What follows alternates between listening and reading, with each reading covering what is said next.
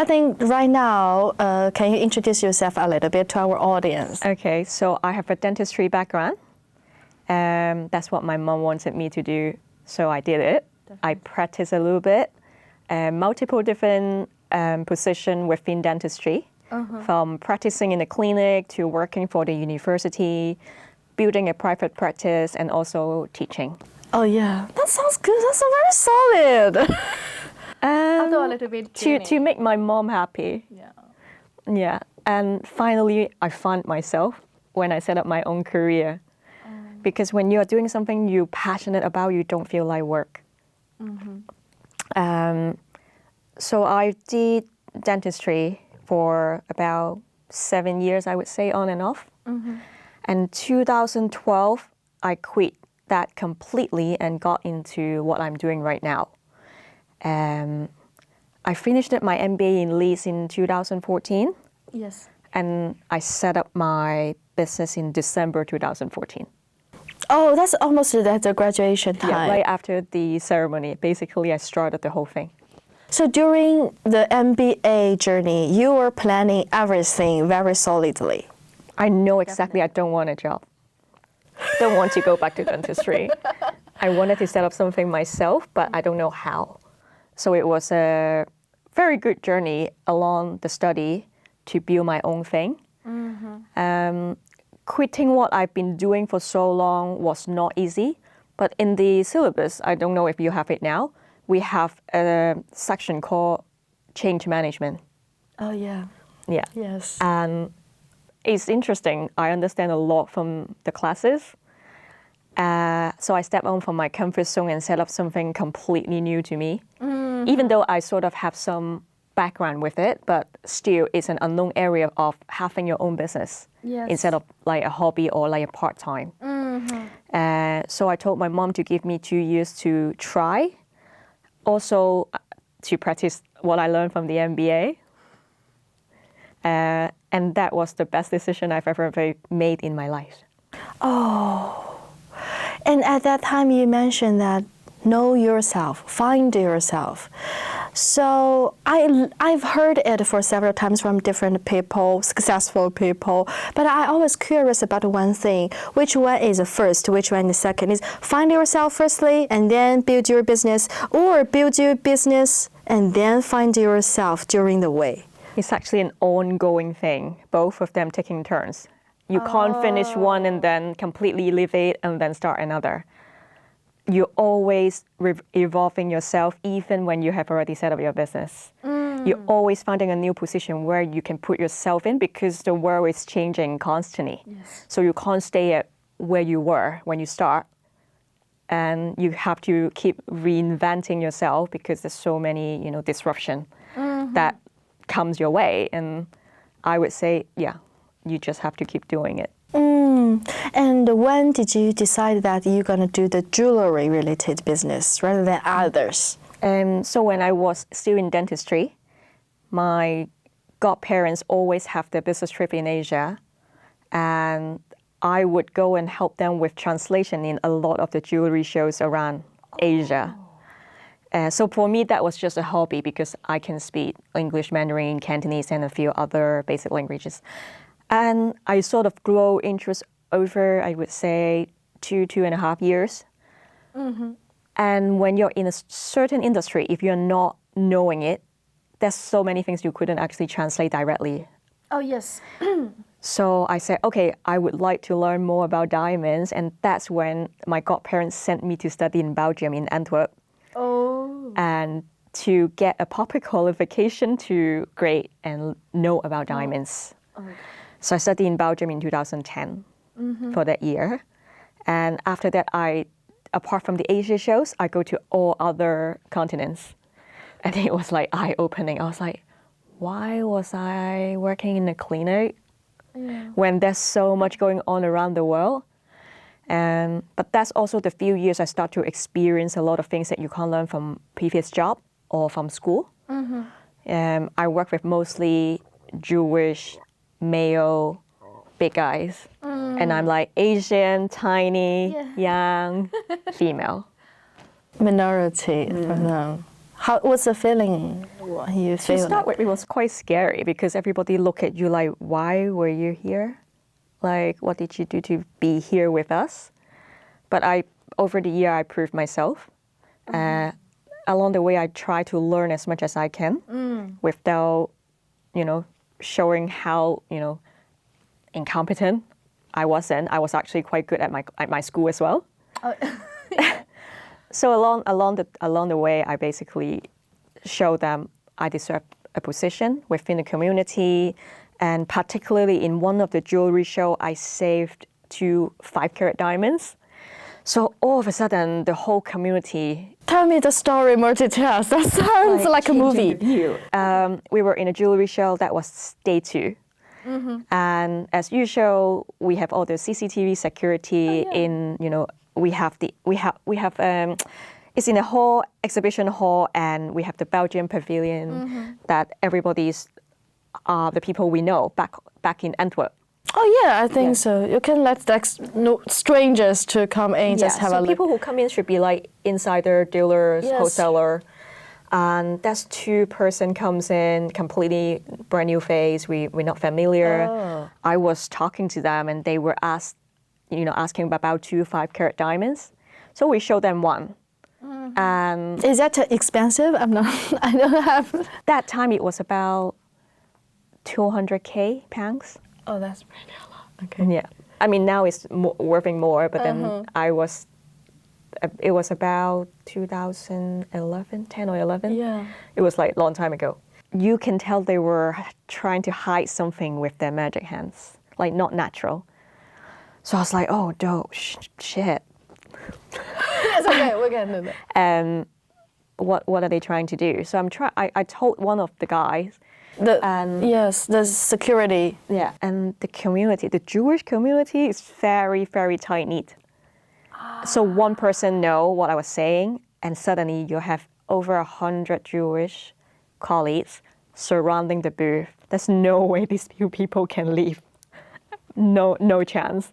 And I was kind of confirmed that they were doing something like illegal, like kind of dodgy. So the police arrive, they stand up. Some fake diamonds along with the real diamond all fell off the ground. So they want to replace some. Yeah, they were swapping a real one with a fake one, and they were hiding it in their sleeve. Oh my God. So I was like, wow, this is like a movie. I didn't even know I was probably in danger, because if they have a knife, I could have died first. Yeah, or after this, they want to do something. So after that, the whole community basically knows who I am, and I being involved, start to be really involved You're and a hero. include Yeah. in them.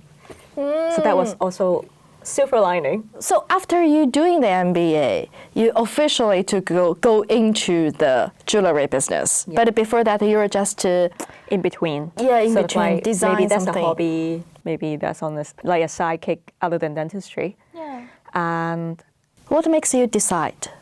okay, so when I was working for my godparents, just to get a taste of it, Yeah.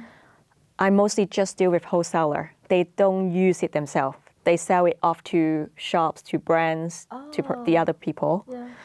So for them, a diamond is basically like a chair. You can sell it anyone with no emotional attached. Oh yeah, it's just a material. Yeah, It's so like it could be anything. It could be material, a yes. cup, a glass, chopsticks, whatever. For me, diamonds jewelry always means something, and I wanted to continue the story. Why it means something to you rather than for others? I guess I don't know if it's just in Asian culture. I grew up, I was born as a baby. My grandmother started to gift jewelry. Starting from low, to those gold pendant. Oh, for to kids like to keep bang- safe, yeah, to grown up. I have no piercing, but then I start to have earrings. I have everything from the family. Oh yes, and it means a bless sometimes for a baby, and for a family, I think it means like we really value you, cherish you at least. Oh. And honestly, I do think most people has an idea of having jewelry is something expensive. I can't afford it, but I want to prove to people that regardless of your budget, you can still have a piece of really decent and quality and memorable, sentimental piece of jewelry. But okay, here's a big thing. How do you made it? Because a lot of business idea can grow up with this. You think that iPad is expensive? We can make you a more cheaper and good quality thing. But how? How? People ask how. Everything can be expensive, and a car, how to do it. So how to make this good idea to be implemented? That's the thing. Back in the MBA, you learn that you want to have a very lean business. You can try to think of what you outsource, what you do in-house, and what's your sourcing and everything. So that's literally what I do right after I graduated, and see my source already sorted because my godparent, we have a manufacturing company in diamond back in Belgium. So my source are direct. We have no middlemen. So the next step is, where do I find technicians to actually make them into jewelry? Oh, yes. So that's when I start to interview people, see examples, talk to a lot of people, see if they have good connections. That's when, part of the networking goes to. That's the time where you spend. So at the end, I sort of put a team together, but to begin with, I don't have enough money to hire them full time. Oh, you're not start the business with a bunch of So I didn't ask my money. parents for money. I used my own saving, but I also don't want to put the entire collection of egg into one basket. So I literally started only with £5,000 because That's really not a lot. everything else was by myself to begin with. And I built it up. I mean, I sat at home 4 days to design my website. Even I paid someone to design it. But the person who designed it didn't get what I want. And it just feels so cold. It's not personal. I don't think he understands me enough to design my website. So I ended up learning myself. I never designed a website in my whole life. I locked myself in the bedroom in December 2014 to design my first website. And then over time, I changed it. Till today, I'm still using the same website. Oh. Yes. Oh my God, that's a great story. You really love to learning.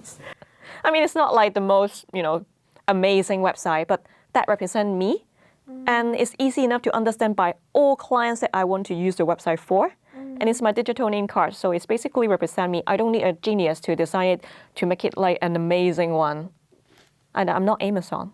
So I set goals, like, achievable goals monthly. I'm an old-fashioned person. I like handwriting. I like pen and paper. So every week I sit down, review the week, write down the new goals for next week. And this has been going for at least the first 1.5 years. And then I start to see the pattern and I see the growth. Then I was really brave to finally hire the first full-time staff. Oh, I see. So during the networking party you mentioned, what's your feeling and how's your secret to dig into something really useful? Yes. I was really passionate in what I do. So I don't think I ever need to hard sell. I'm just excited to share. Oh my God, I just started this. I want you to know.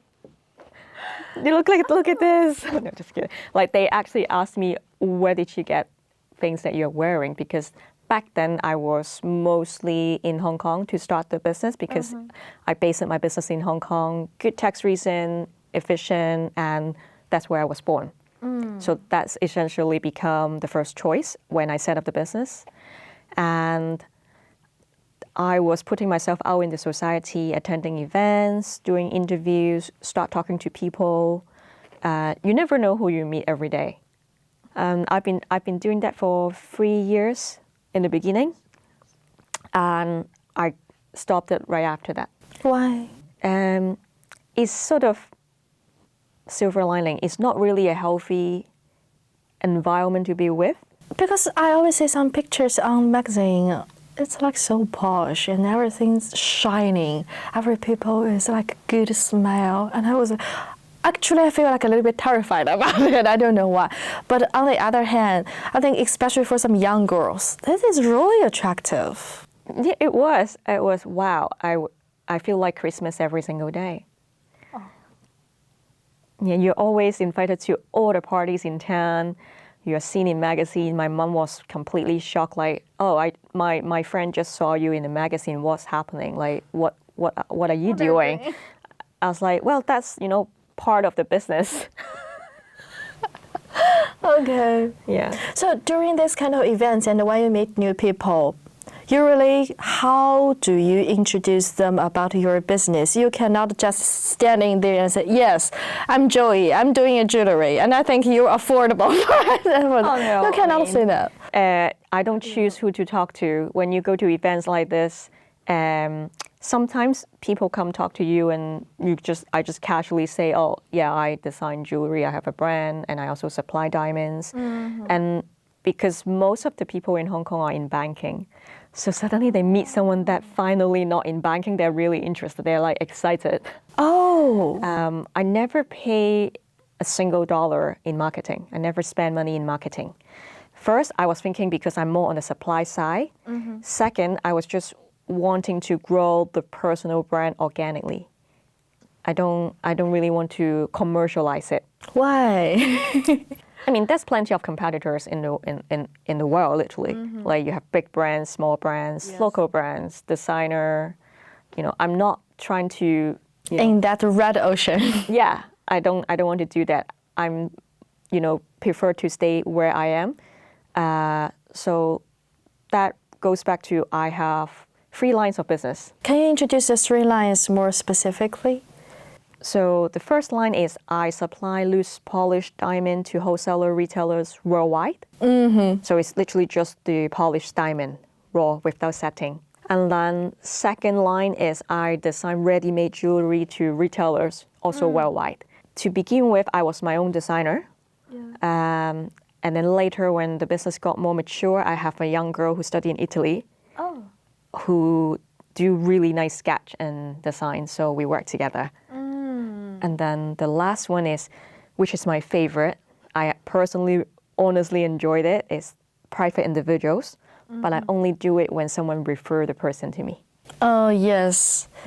And how about the income? Like, which one is the biggest proportion? I mean, the stable one is definitely the first one, where you could sell 20 diamonds in one company. And it's a very stable income because as long as all these retail shops open around the world, I have business.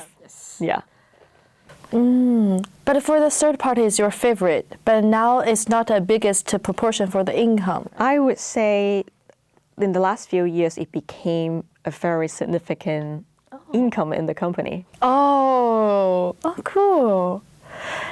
And right now I want to ask a weird question suddenly. If, let's imagine, you still was in the dentistry, you still want to pursue an MBA, you're interested in business, but you don't have that godparents. You don't know them. Or you have a godparents who's running a restaurant. I don't know, maybe a big restaurant. What would you do? Still jewelry? Or maybe other very different kind of business? It has to be something that you know. So if I don't know my godparent, I would have no, connection in diamond. I wouldn't go to Belgium to study diamond. I think I would go into wellness, which Related I have to your... a second business. Oh, yeah. Which is a wellness studio in Hong Kong. Right now. How's about that? And how's the feeling about running 2 different things together? This one, I would say, is my passion project. To begin with, as long as to me, if it's a break even, I was already very happy because I only started doing exercise during the pandemic. I never exercise or gym. That's why I was quite surprised to myself that I opened a wellness studio along with a good friend of mine in Hong Kong. And then we were sponsored by Aesop as well. We were the only wellness studio, non-restaurant and non-hotel, that's sponsored by Aesop. Why? How did you guys made it? We are one of the biggest in Hong Kong, studio-wise. For the variety of classes you offer, quality of classes you offer, and interior, the quality that you're offering. That's good. And let's go back to the jewelry a little bit. do you have like any biggest, I want to say, mistake you've made? And you feel like right now, if I can go back, I will not do it again. Oh, there's a lot of little things that I learned in the first, first year of being in business. Especially, yes, the early stage. Simple things, even like invoicing or like making a promise of doing something for a client, but maybe technology-wise it's not feasible. Oh. So you have to think about what you can promise or what you cannot. But I think... And also all the terms and conditions you put on paper. That's a lot of things you need to learn in the business. Put things on paper. Yes. That's important. But I thought you've already know put things on paper. You are very experienced. So what's the story behind that? But still, people, I'm not saying that everybody try to attack you, but in general, a lot of people are quite greedy.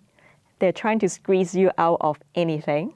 So you have to have a backup plan or like, what if? So you have to have enough experience to basically know what you should do going forward.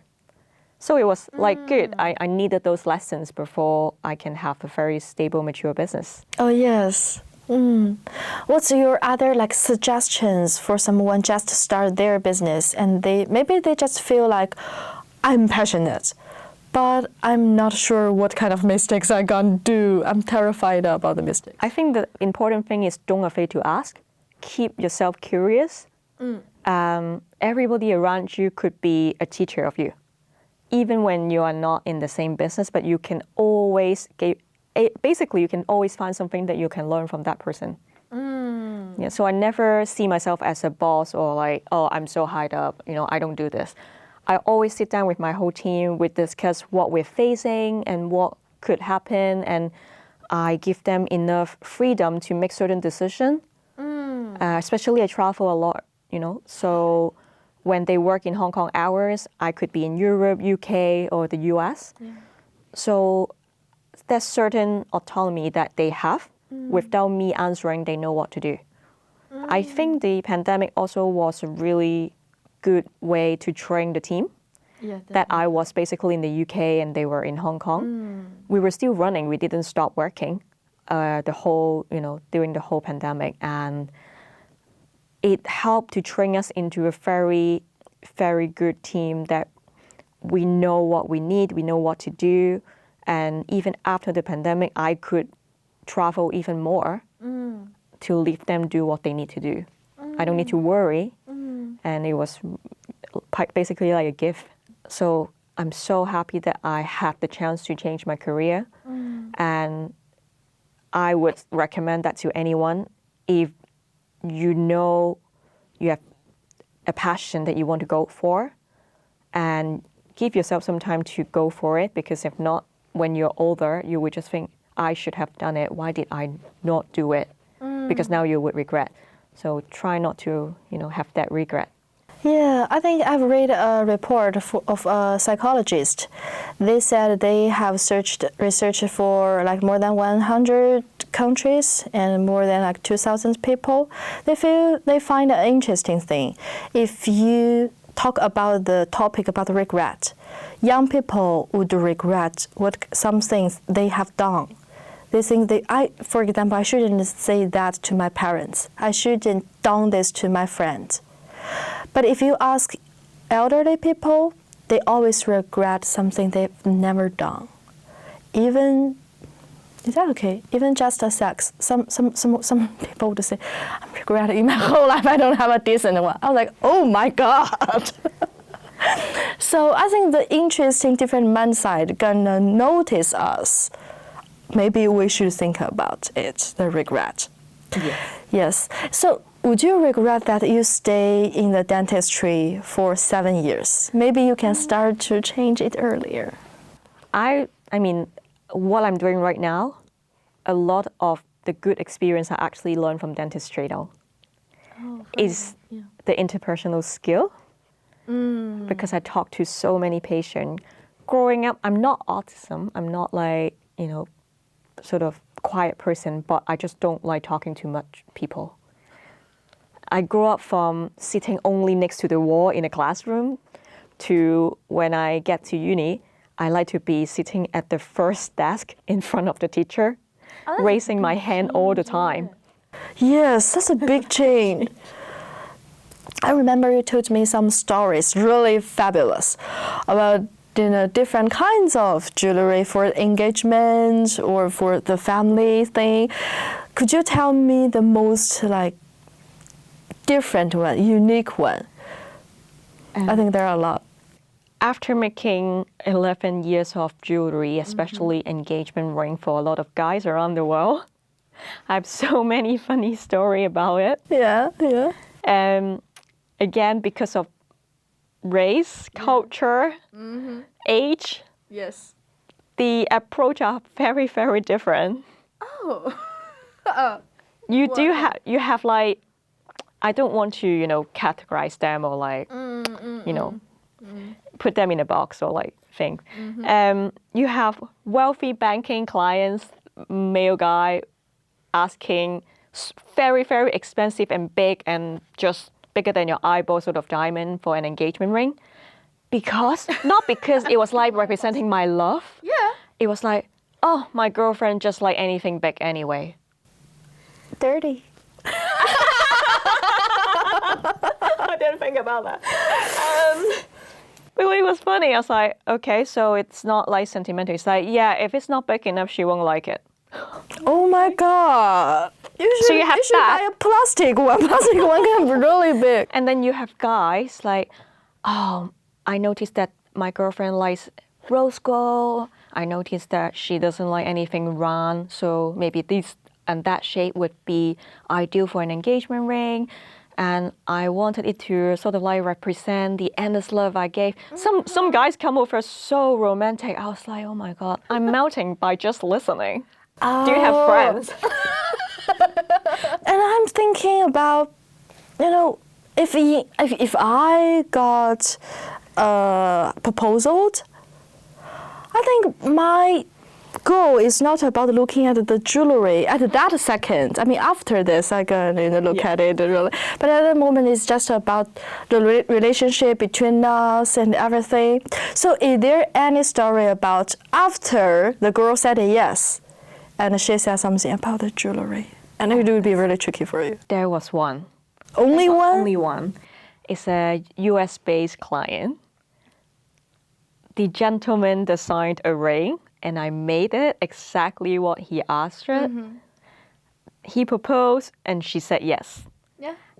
About a week later, I received an email from the lady, the fiancé, saying that I don't like the ring. Oh, she said it to you rather than the... Yeah, she didn't tell the man. him Yeah, who okay. designed the ring. Yeah. She told me that she wants to change it, and what can we do about it? And that was really early day in the business, and I was like, Yeah. I did exactly what he asked for. Normally, you don't really have an obligation to responsibility to change it, because I also have it on the invoice that there's no, because it's a customized piece, so you can't really get refund or redesign or anything apart from resizing, because he was guessing her size. But because I was trying to, being nice, and it was early day in the business, and I offer her to sort of a different design.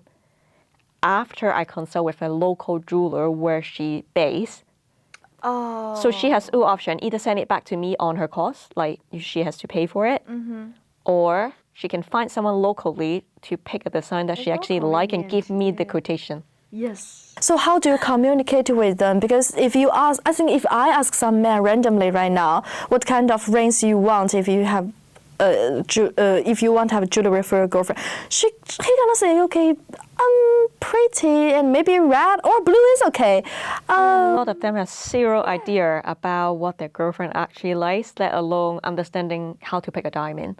So that's when they come to me for having this advantage of personally teaching them, basically a tutorial with them, to pick a diamond from picking the diamond, designing, getting the size, and getting it made. Oh, so it's only by you, or you In the have beginning, it's just me. But over the year, I have a a team. do this I communication? quite like this progress because you get to understand the person. You understand and listen to a lot of story between them. And that's after you come up with some design that actually goes well with them.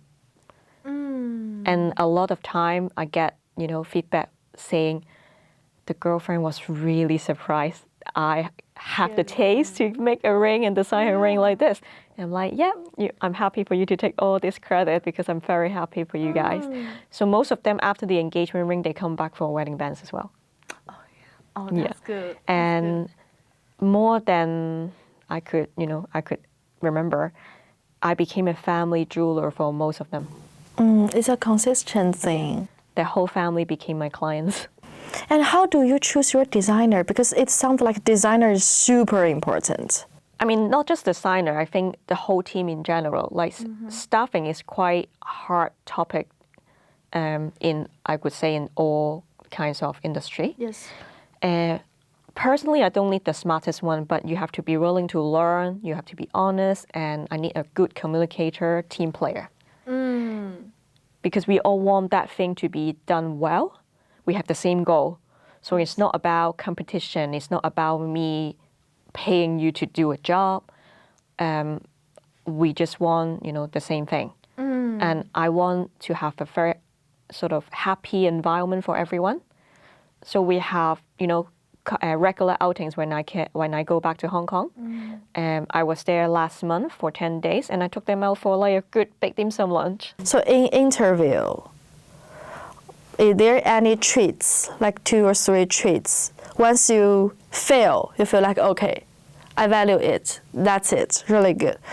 Or is there any treats when you feel it, you feel like, sorry, no. Even though you have a really good school certificate, sorry, no. I guess in my industry, because it's more a creative industry, reading a CV won't completely let me understand a person. So doing a personal, like in-person interview, what I value most would be how they talk, how they speak, personality. Are you a happy person? Like positive person, because I don't need a worrier in my team. So you could be like you could be a genius on paper on your CV, but you still won't fit my team. Yeah, and I need someone who's eager to learn, because I personally still learning. I'm still doing classes, learning everything. I need you to be curious.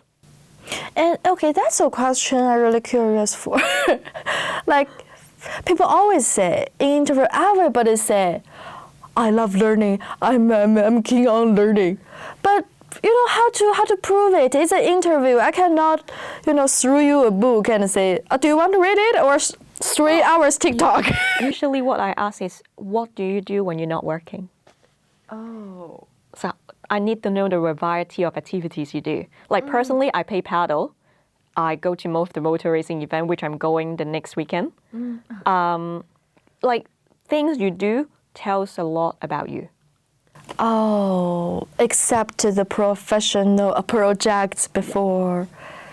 What else? What questions you always ask in interviews? Usually, I mean, they can decide whether they want to answer or not. I would like to know about the family, like how close you are with the family. Oh. Yeah, it's very important as well. It's not like I'm choosing a girlfriend, boyfriend, but I need someone who's stable, emotionally stable. Yes. Oh. Because we are a team. I'm not looking for an employee only. I'm looking you to be involved in my family.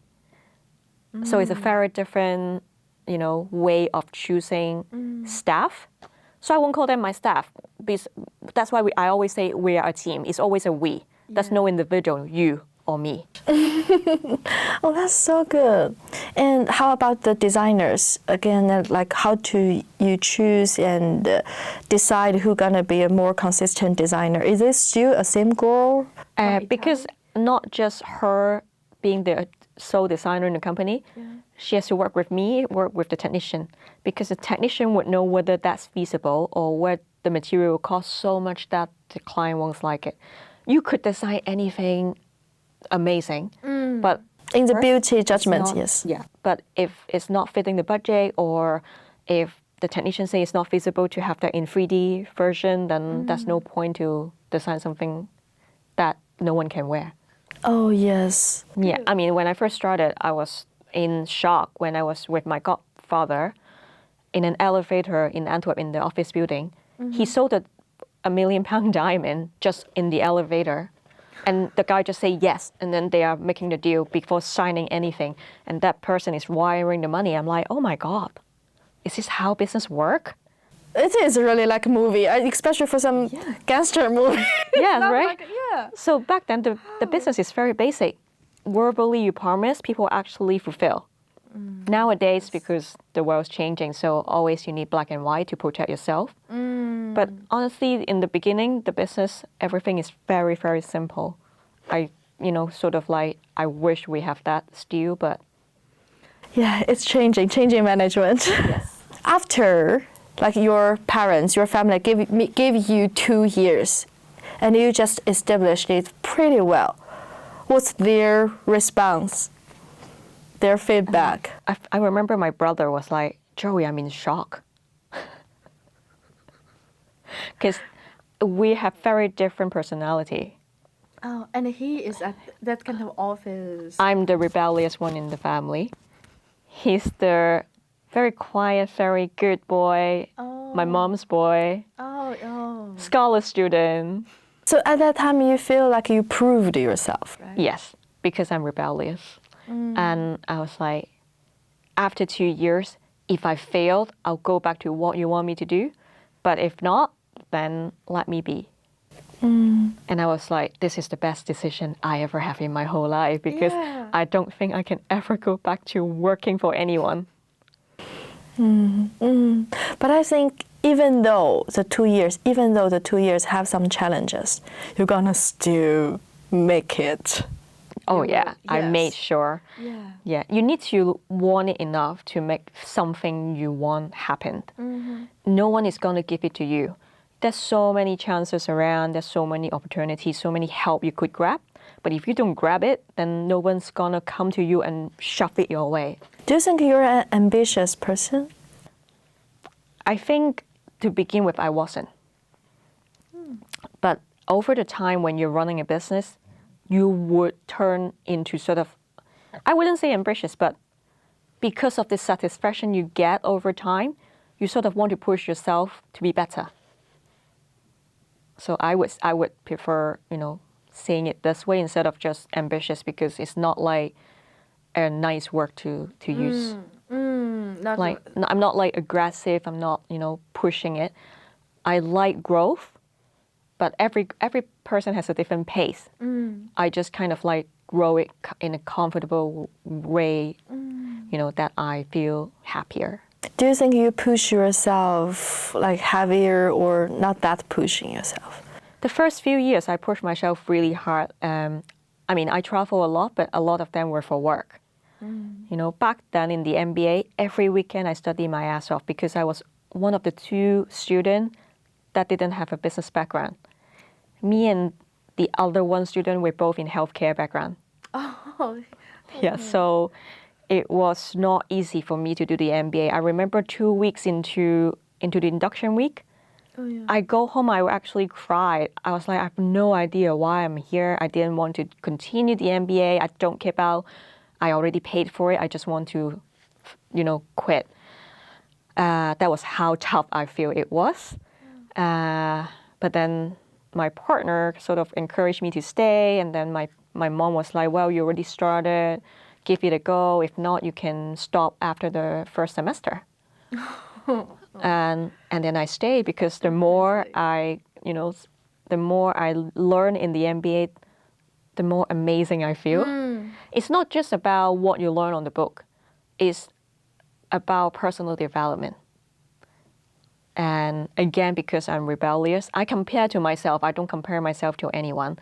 And I finished it quite high up in the class, which is what I want. And it was for myself, of course. It's not really for a job. It's not for other people. And you mentioned you cried because, I don't know, can you remember that what is the time of your last cry moment? I think we are all only human, so it's good to time let out your emotion. I never really cry because I was losing something. Yeah. I cry because I feel I defeat myself, like I'm not doing well enough. Oh. And I was like, this I need to improve. I let my emotion out, but then after that, I climb again. And when I do see my own improvement, that's when I'm like, okay, great. So this, give yourself a little pat on the back and continue. One time, I say this to myself, one time I was catching up with my younger brother and he said it to me.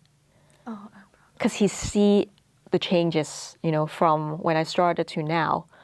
And he told me he was out with his friend, he was telling them about me.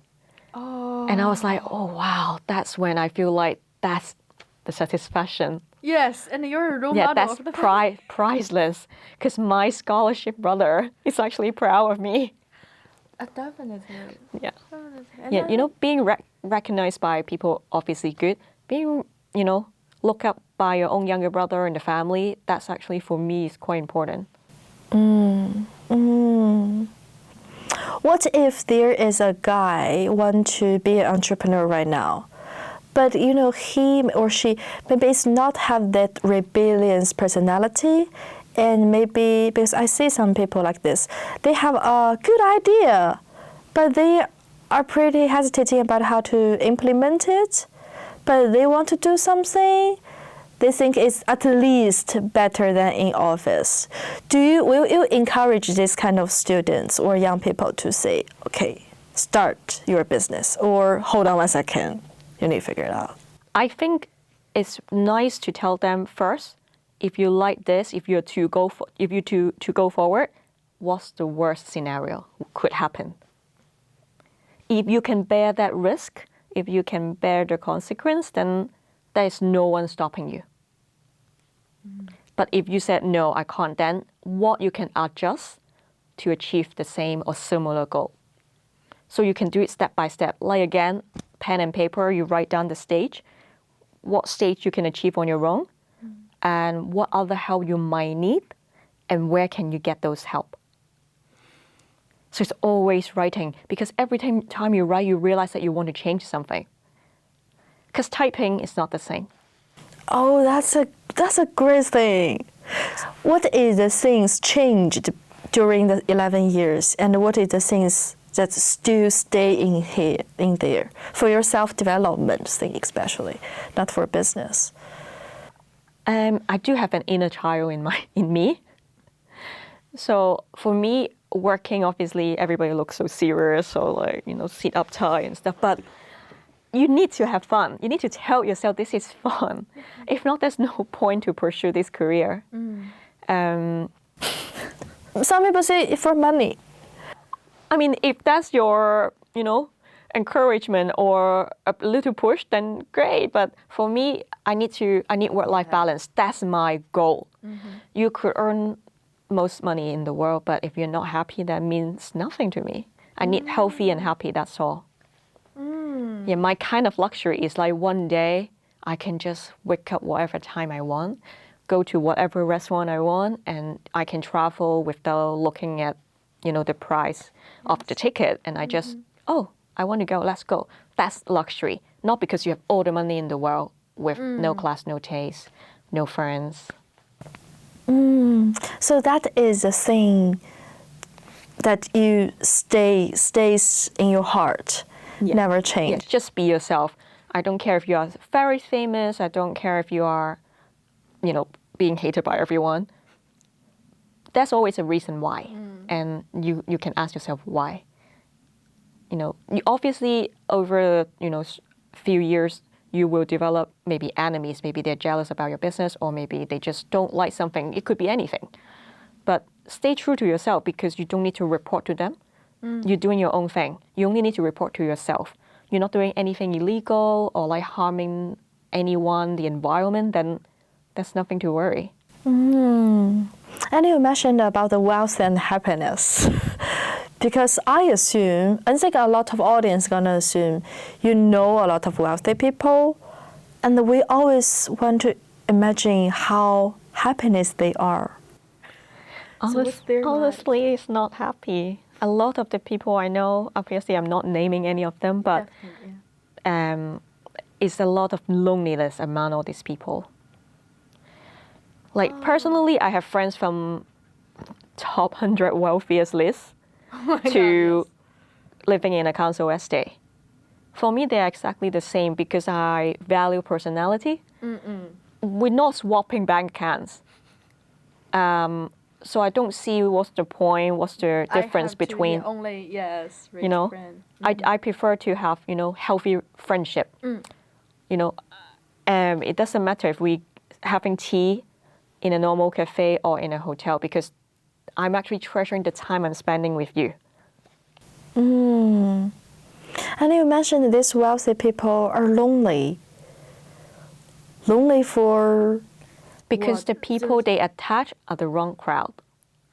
Oh. I feel sorry for them being judged by their status and background. So they can't really meet like real and close friends. Genuinely only value their personality people. Yeah, so you need to see who's your real friend and who's not. The few years in the society for me was a big lesson as well. Oh, yeah. Yeah, I learned to figure out who's actually my friend or who's only there for the benefits. How to tell it? How to... I mean, apart from time would tell, Oh, yes, definitely. you do experience roller Something. coaster or something, some incident, in order to realize that, wow, you could treat someone wholeheartedly, but then they were basically just taking advantage and you only realize when you got into the trap. So that's some good life lesson. And I remember that, I learned that and applied to, things I need to do, work and business environment as well. Have your self ecosystem. Yes, like that. Yeah, because everybody's different. A lot of people, they don't mind. But for me, I'm, you can see on my face, I'm very black and white. I don't have gray area. I show all my emotion on my face. Sometimes it's good, sometimes it's not good. People will be like, no, at work you need a poker face. I'm like, I'm in a happy business. Yeah, and you're creative. You're doing that. Yeah, and I surround myself with, in general, quite happy people.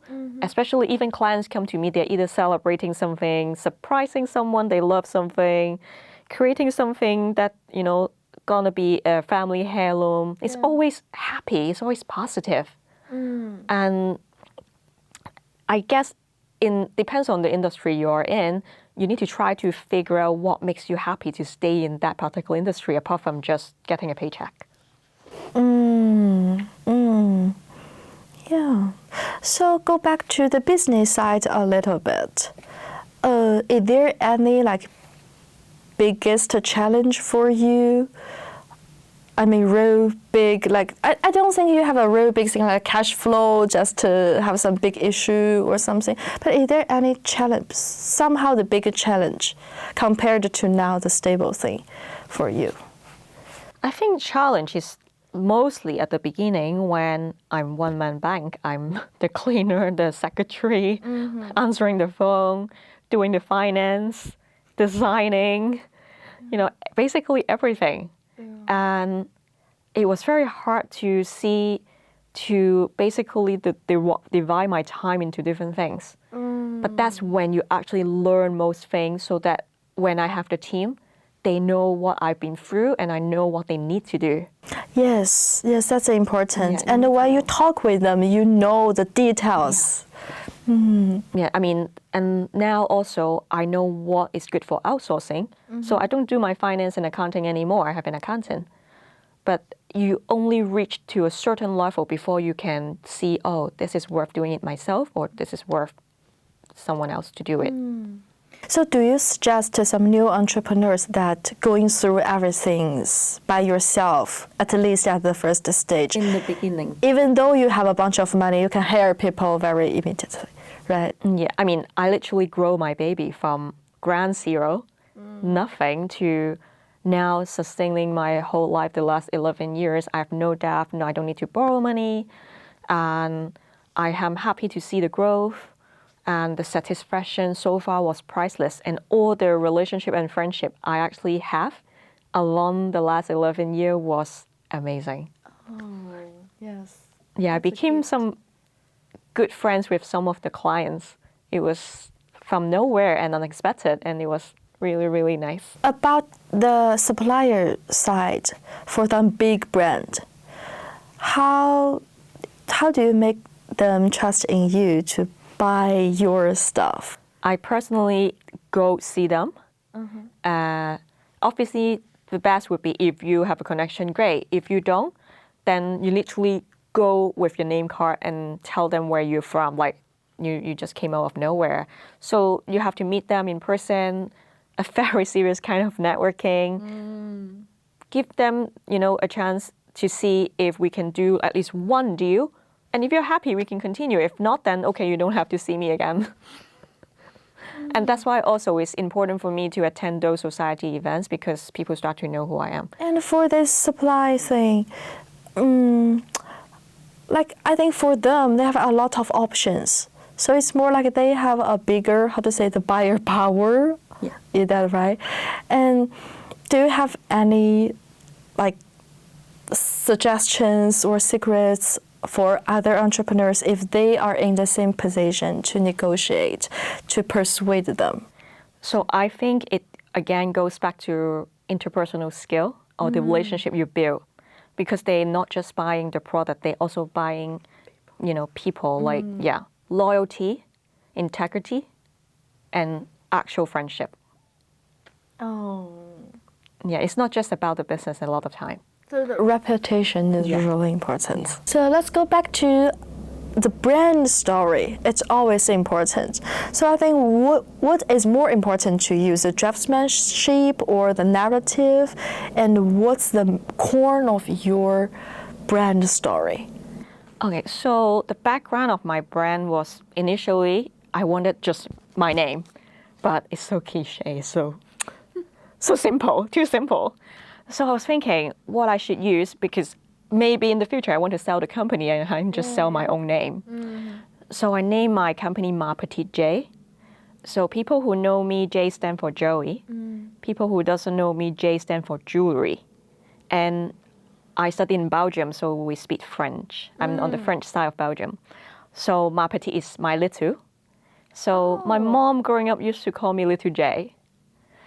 So it's sort of linked to my childhood, and also for people who started collecting jewelry, it's usually from a tiny small piece.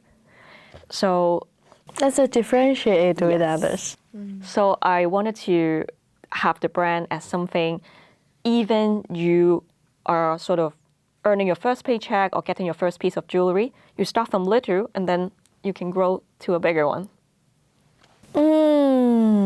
So you want a company with people in the whole journey? Yes, so I want people to grow with the company. And right now, I do have a lot of family clients, from the youngest child they have to the grandparents, all my clients.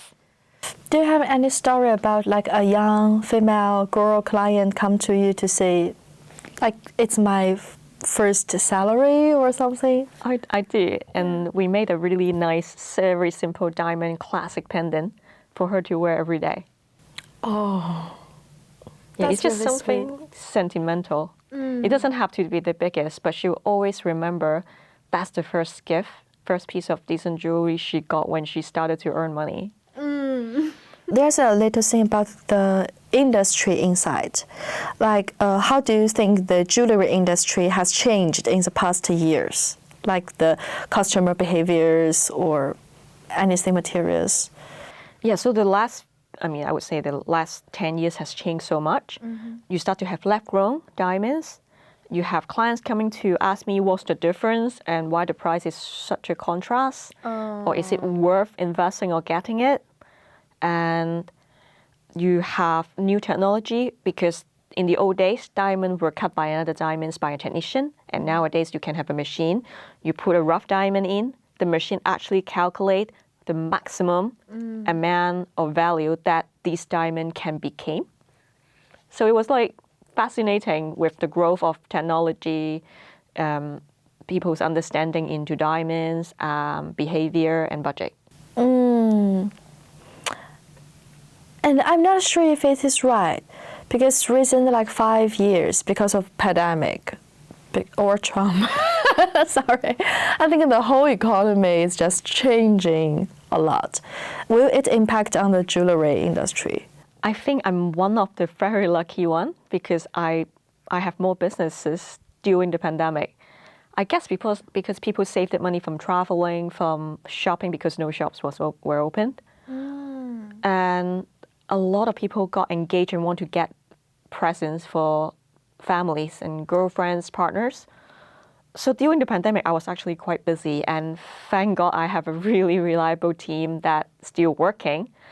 And we made some really decent money for the company during those few years. Oh my God. Yeah, very lucky. And is there any myths about jewelry that always drives you crazy? Like, oh, I only want the big one. The big one is expensive one. Expensive means high quality something. Yeah, I think people have an idea of diamonds are expensive. But in fact, if they knows me, you realize that you will only get value for money. I once have a client in London buying something from me, and he took it for valuation for house insurance. He came back and told me the items he got from me is 5 times more than what he paid me. So I was like, oh, should I charge more? I said, don't lose it and get insurance, okay? Okay. Oh, that's so great. Yeah. So I believe everybody deserves to have a good piece of jewelry, regardless of your budget, because you would be so surprised what you can get. If you stopped doing jewelry tomorrow, I think you won't stop. I mean, if. Just like a fiction novel, let's imagine. What would you want people to remember this chapter of your life? I love baking and cooking. So I want my life to be related to food. Oh. I mean, even this morning, before I meet you, I was seeing my neighbors because I baked a new cake. And I just want to share with them. And they were in shock because they said it was so tasty, but they were just my guinea pig. Oh. I want to eat it. Sure, next time. Yeah, next time, definitely. Next time I'll bring a cake. So the food. Yeah. Because I think it's similar to jewelry. Designing, making, you need precision, designing and upfront what do you want to make, the ingredients you need, and lots of patience. It's an art. It's an art of time and patience. Yeah, not just aesthetic, but also behind the scene. There's a lot of work that people always don't remember. Nothing fall from sky. You need to be the creator, and you need to do it yourself, not just by the others. So it makes me feel like you're more like a creator rather than consumer in the world. Yeah. I think so far all my friends been saying I'm more a giver, and I like sharing, because for me when share everything's better and happier. Definitely. The last question would be, if you have to design a ring that represents the entrepreneurship or your entrepreneurial journey, can you imagine what it would look like? It might be cliche, but I think it would be an infinity sign with a lot of small diamonds on it. Oh. Because you need a lot of help, not just one big diamond, but all these little ones to make it one as a team.